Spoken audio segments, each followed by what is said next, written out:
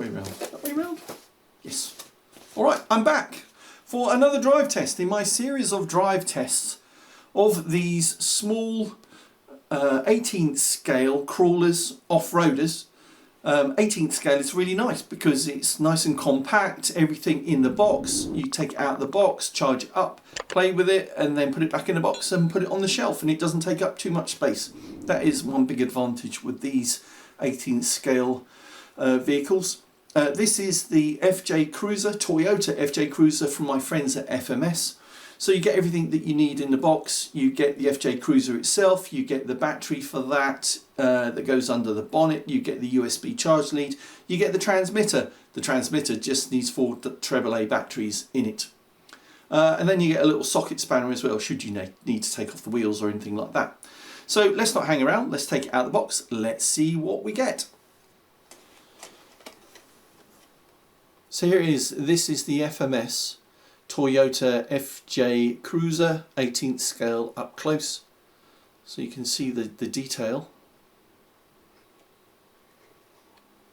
This is one real benefit of the camera that I use. You can get really crystal clear images of the detail on these things. If I even show you inside, you can see just inside there in the cabin you've got the steering wheel and the dashboard, the seats and everything, so it looks nice and scaled. I also got lights front and back, 4-wheel drive system underneath, soft rubber wheels, and a lot of travel on the suspension to absorb those bumps that we're going to go across. So that looks really good. If I've got it switched on, and the battery goes after you've plugged it in, and squish it underneath the dashboard and it will fit in nicely there, and so you can close it and you just push it shut like that. Typical trigger style RC car controller, but what's important is that these the throttle and the steering are very nicely proportional, so not like on and off. So for example, if I show you here, I'm squeezing the trigger very slowly. You can see that's as slow as it goes all the way through to full speed. But this is a crawler off-roader. It's not meant to go fast. It's about, you know, using the right amount of throttle to go over the terrain, whether it be reasonably flat or rugged, and you need to use the throttle to get over it appropriately. So that's really nice. And then you've got the steering. Again, it's nicely proportional, decent servo in here, and you got the indicators working in both directions, and also in reverse you get those working as well. Looks good. But also on the, that is, you flip that up and you get access to a few more dials under here, the most important of which are the ability to center your steering. So when you've got but you're moving along, but you're not moving the steering, it will go in a straight line. You can correct for that using the steering trim, the throttle trim. I think that's more about setting the point at which on the trigger it starts actually moving. There are a few other things under here on other channels, and I'll explore those and see what they do. Yeah, and explain them in the summary at the end. But what I'm going to do now is take it on my normal journey adventure around my back garden and see how it performs.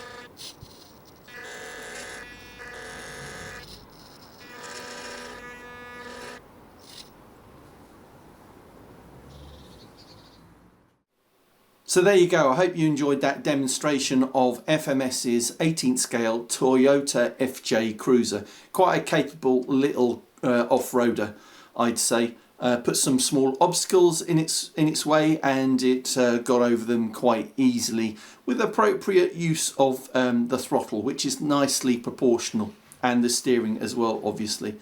While I was driving around, I found out a few other features with this. So if you look inside the transmitter there, you'll see at the top there is a slider that puts in A and B mode. If you put it in B mode, there's an LED button that's also the same as the positive throttle trim button, actually. But if you put it in B mode, then it changes, and you press that throttle trim button, it goes between the LED modes. So you've got off, and you've got on, you've got brighter, and you've got that which turns the hazard lights on, the indicator lights on permanently, which is quite good. Then you also can change the maximum angle of the steering. So if I hold the steering right over to the extreme angle like that and click the top right button, you can see how it moves between 3 different rates basically for the steering. So I had it on the maximum for the whole time. I don't know what reason you would have to go on the lower ones, but that's there if you'd like to use it. Otherwise, that's it. Thanks very much for watching this Essential RC drive test of this little off-roader. If you enjoyed it, then please give us a thumbs up down below. And if you'd like to see more drive and flight tests, then please subscribe. And if you do, click the bell icon for notifications of our future uploads and live streams.